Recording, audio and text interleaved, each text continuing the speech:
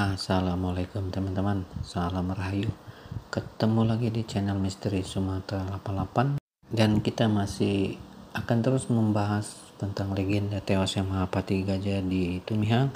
Namun kita juga akan menceritakan juga sisi gelap dari kerajaan Majapahit atas kejadian-kejadian yang pernah terjadi, supaya kami kelak nanti bisa menceritakan dengan kejadian inilah legenda tewas Mahapati Gajah Mada di Tumihang itu bukan sebuah omong kosong.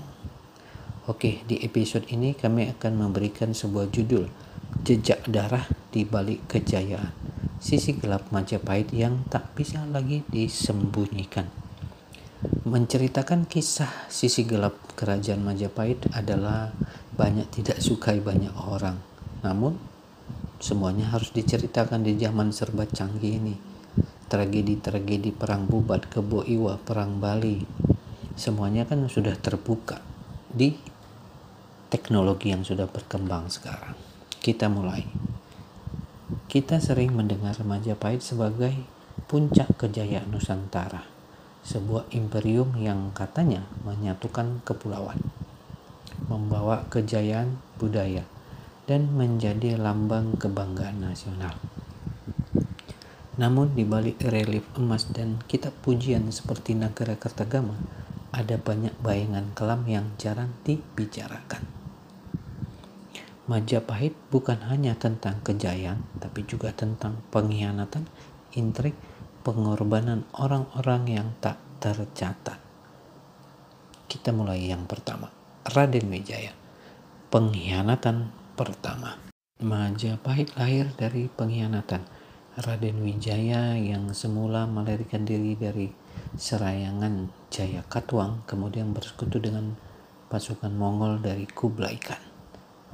Setelah Jaya Katuang dihancurkan, Raden Wijaya malah balik menyerang pasukan Mongol yang membantunya. Pertanyaannya, apakah ini strategi jenius atau awal dari sebuah pola pengkhianatan politik yang terus diwariskan? Perlu kami ingatkan bahwa kisah ini tidak pernah tercatat di dalam catatan kitab Nagara Kertagama ataupun cerita-cerita yang lain. Semuanya tercatat di transkrip Tiongkok. Yang kedua, Kebo Iwa, ketulusan yang dikhianati. Kisah Kebo Iwa dan Perang Bali sudah kami ceritakan di beberapa seri sebelumnya.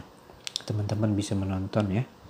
Bali tidak ditaklukkan lewat perang terbuka, melainkan lewat jebakan diplomatik. Kebo Iwa, Pati Sakti dari Bali, seorang tokoh yang bisa menggali air dari tanah dan mengangkat batu besar, dipanggil ke Majapahit dengan tipu daya. Kisah-kisahnya ada di beberapa edisi sebelumnya. Ia dijamu, dipuji, lalu dibunuh perlahan di dalam gua yang dijebakkan.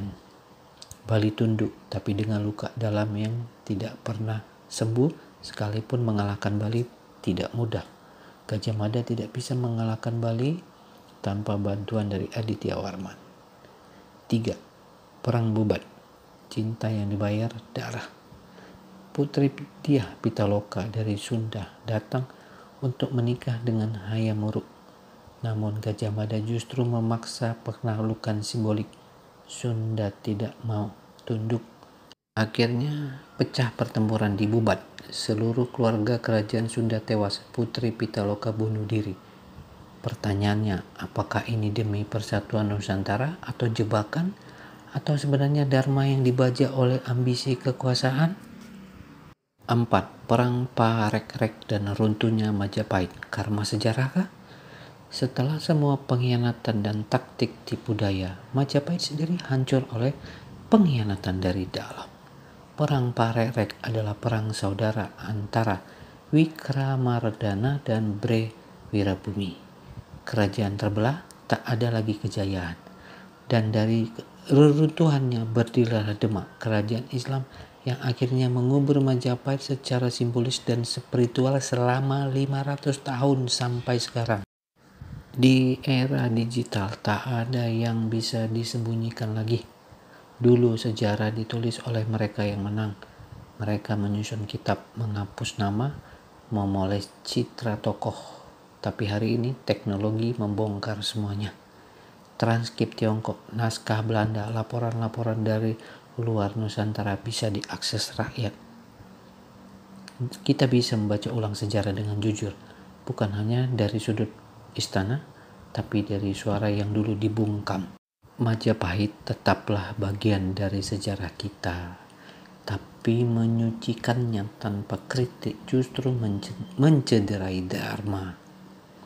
Jejak darah di balik kejayaan itu adalah peringatan bahwa kekuasaan tanpa kejujuran akan runtuh oleh dirinya sendiri, dan bahwa kebenaran meski ditutupi selama ratusan tahun akan selalu menemukan jalannya. Kami ulangi. Dan bahwa kebenaran meski ditutupi selama ratusan tahun akan selalu menemukan jalannya. Kini rakyatlah penjaga ingatan, bukan lagi istana. Kalimat itu adalah sebuah deklarasi perubahan kekuasaan dalam hal narasi sejarah. Dulu istana sebagai simbol kekuasaan raja, negara, atau elit politik punya kendali penuh atas apa yang ditulis dan diwariskan sebagai sejarah resmi. Tapi sekarang dengan internet, digitalisasi arsip, keterbukaan informasi, dan semangat literasi yang bangkit di akar rumput, rakyat sendiri bisa menjadi penjaga sejarah dan kebenaran. Bukan lagi pasif menerima narasi dari atas, tapi aktif menggali, mempertanyakan, dan menyusun kembali ingatan kolektif. Makna mendalam dari kalimat ini, kini rakyatlah penjaga ingatan, bukan lagi istana, adalah bentuk dekolonisasi sejarah dan demokratisasi narasi. Ini adalah pernyataan bahwa ingatan kolektif kini menjadi milik publik, bukan monopoli segelintir penguasa atau penulis sejarah resmi. Di masa lalu, sejarah ditulis dengan pena istana. Kini sejarah ditulis dengan suara rakyat, dan ingatan tak lagi bisa dikurung di balik tembok kekuasaan. Zaman telah berubah. Dulu istana menulis sejarah, kini rakyat menggenggam pena itu. Dalam gelombang digital, ingatan yang dulu dikubur mulai menggeliat, bersuara dan menuntut kejujuran. Ini bukan sekedar mengenang masa lalu, ini adalah perlawanan terhadap pelupaan.